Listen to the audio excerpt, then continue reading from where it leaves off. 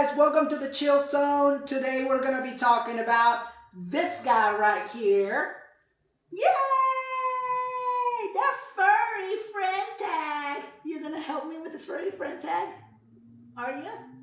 You're going to help us me.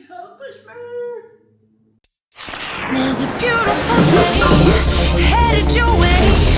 Keep your head up, you'll be okay. A beautiful day waiting for you. He's a lazy bomb today. So I want to do this quick, cute little video all about this lickamus here. He's lickamus me.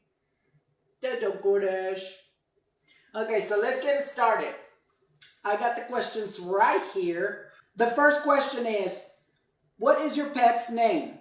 His name is Sniffles. Hey goodness, he's being cute right now. So, we got that name before we got him. And the way that name came about is I tend to be snappy when I get woken up. So like if you were to go and wake me up in the morning, I'm one of those people that my body gets defensive. Like I get, like, it's pretty crazy. Anyway, so my husband was trying to figure out ways to wake me up without, that happening. So the one way that he came up with was to act like he had brought me a little dog, like a little puppy. So he will go out and come up to me and sniff my neck and my face like a little, like if he had a dog, and he's like, I brought you a puppy, And so for some reason, I didn't wake up like crazy. What is that? What is that? Did you know that's the fire truckers and the ambulance? Anyway, so it was funny because that's how he will manage to wake me up without me getting, like snappy or jumpy or, whatever you want to call it. So because he will be sniffing everywhere, we came out with the name Sniffles, And so he's like, next dog we get, or not next dog, but our first dog, we're going to name him Sniffles. But the dog that we really wanted was a chocolate lab with blue eyes. That was our, dream dog, to get together. And, but, life had different,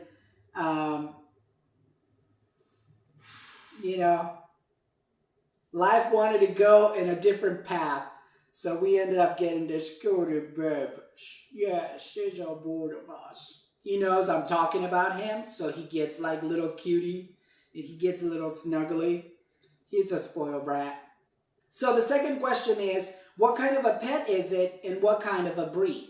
He is a mix of a German Shepherd and Pit Bull. And that's why you see kind of like the Pit Bull look on his face, but the face is so small compared to the rest of his body. And the snout is kind of long, but not long enough to be that of a German Shepherd. It's almost like a German Shepherd mouth. Even though the vets kind of can tell that the structure of the mouth is German Shepherd, it's actually a smaller version of a German Shepherd, but longer than a Pit Bull's. So you can tell he's definitely mixed with a German Shepherd. Sometimes people get confused and they think he's kind of mixed with a lab. So, it's interesting how certain people have a certain feeling about him. So when he was little, he had this little long hair on the back of his legs, kind of like a lab, They have that little, we call it the fancy pants. Third question. How long have you had your pet for? He's going on 6 years, and that's pretty much about, how long we had him. We had him a little over 5 years. So he was very tiny when he came to us. How did you get your pet? This is also a kind of meant to be story type of thing. So what happens is My next door neighbor had 2 huskies, and he was guarding him. He put him on the backyard with the huskies as a little puppy. Because the original owner who lives around the corner, the parents didn't want him to have the dog because they knew the dog was going to become too big. They didn't want him to keep him. They told him, you need to find a house for this dog. So he asked my next door neighbor to house him while he, figured out a way to find him a home. So my neighbor puts him in the backyard. The huskies wanted to get out of the backyard, so they were like going at it, on the fence. And so they made some holes on the fence that were big enough for him to go through. And on our house fence, there was also a little piece of the fence missing, which was also big enough for him to go through. And that's how he got out of the backyard. So he went from their yard to our yard and then through the front fence and came around to the front door of the house. And the story is like really cute because we had just gotten the keys for the house, recently, like a couple of days. And so we were going to the hardware store and trying to get some stuff to fix, certain things like fixtures and stuff that we needed to get done. And so that day we came from the hardware store, and as soon as we walked through the door, my husband says, I need to go use the restroom, so I'm going to go use the upstairs bathroom. I was like, perfect. So he goes out there, and then I go towards the kitchen, and all of a sudden I hear this little sniffling puppy. He's sniffing under the door, and he's just making that sniffing noise and whining at the same time. And I was like, a puppy? Literally seconds ago, I just closed the front door. Like, I didn't see no animal. So I go back to the front door, I open the door, and then I see him right there. He goes crazy for me. Like, he's just so excited. And he's so cute. I mean, this tiny, beautiful little puppy. So cute. And so I bring him in, and then so I'm yelling at John, waiting for him to get out of the bathroom. It's like, look what I got. And so when we saw him, we're like, well, we know we're not ready for a dog. We can't get a dog yet. So this is like, literally, we were both on the same page. We were not supposed to get a dog. And so in the process of trying to find him a home, we bathed them. We gave him a temporary name, which was Sniffles. And we bought him a little collar and everything. We bought him food. We bought him little pee-pee pads. We want him to have a pretty decent stay while we find the rightful owners, because we were not ready to keep him. So I put signs all over the internet. I put signs all over the neighborhood. And so a week later, my next door neighbor decides to introduce himself. So he gets over the fence, so picking through, and he's like, hey neighbors, my name is so-and-so, and blah, blah, blah. And as he's introducing himself, he sees all the way to the sliding door of my house. And then he's like, wait a minute, you got my pit bull. And I was like, is that your dog? I'm like, don't you see the signs everywhere? And, we put signs online. We put, signs all over the neighborhood, by the mailboxes and everything. And no one, had claimed him. So I was like, well, okay. By this time, it's already been a week. We're so attached to him. He is so attached to us.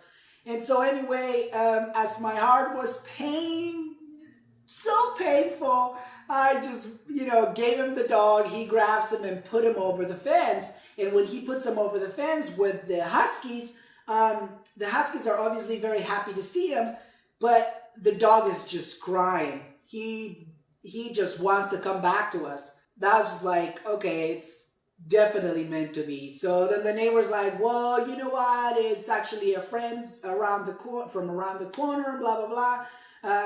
But you guys can have him. And I was like, well, first of all, it's not your dog, so you can't, technically make the decision. So we have to talk to this person, and make sure that he's the one giving the dog to us.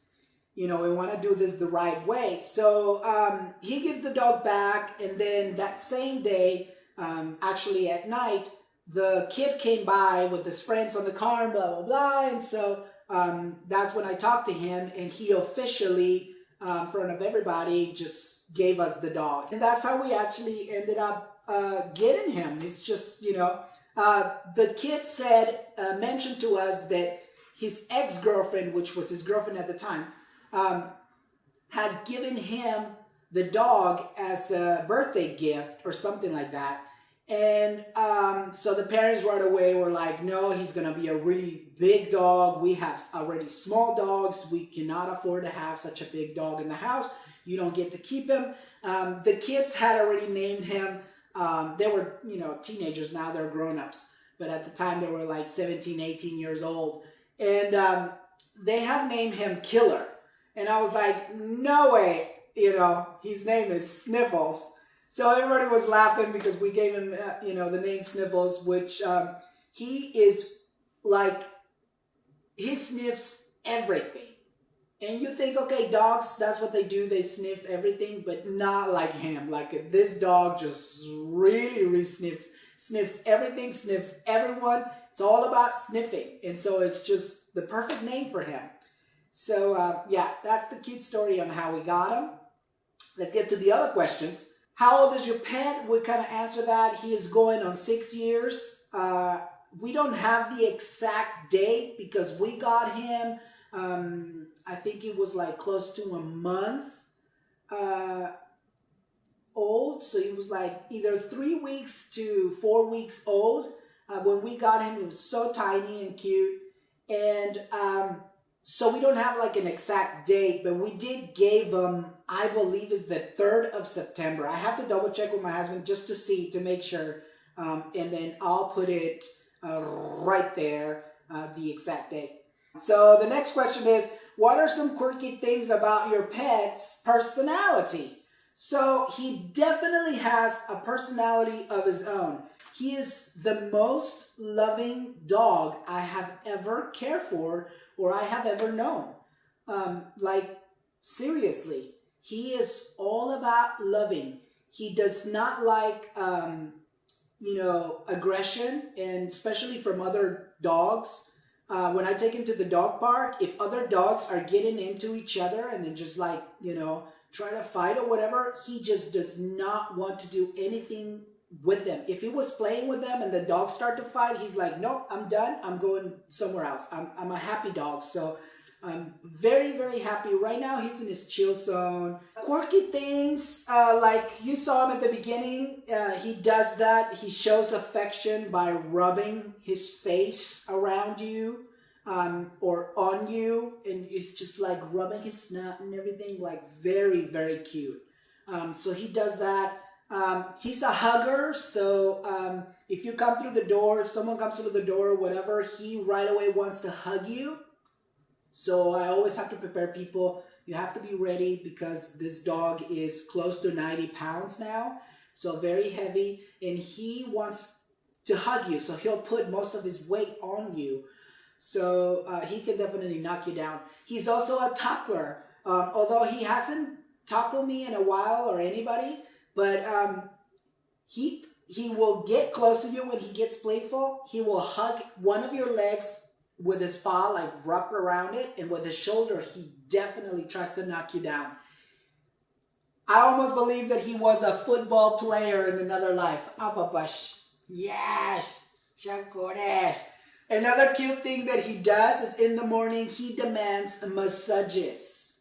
And my husband's fault for this. Like, he is the one to blame. Every morning, he will give him a little rub down, and now he expects a rub down. Whether he is here or not, most of the time, we are the ones waking up. So he right away gets either on the edge of the bed. Mostly he jumps off the bed and then stretches like a cat. And then once he stretches, like he arches his body like a cat, then he goes down with the front paws. And so, and then he stays there. And if you don't rub him down, he literally looks at you and give you this gangster look like, what are you waiting? Come on, you know what to do. Like, he's so spoiled.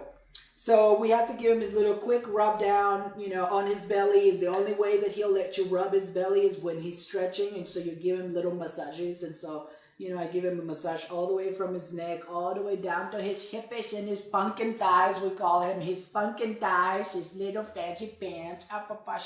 What does your relationship with your pet mean to you?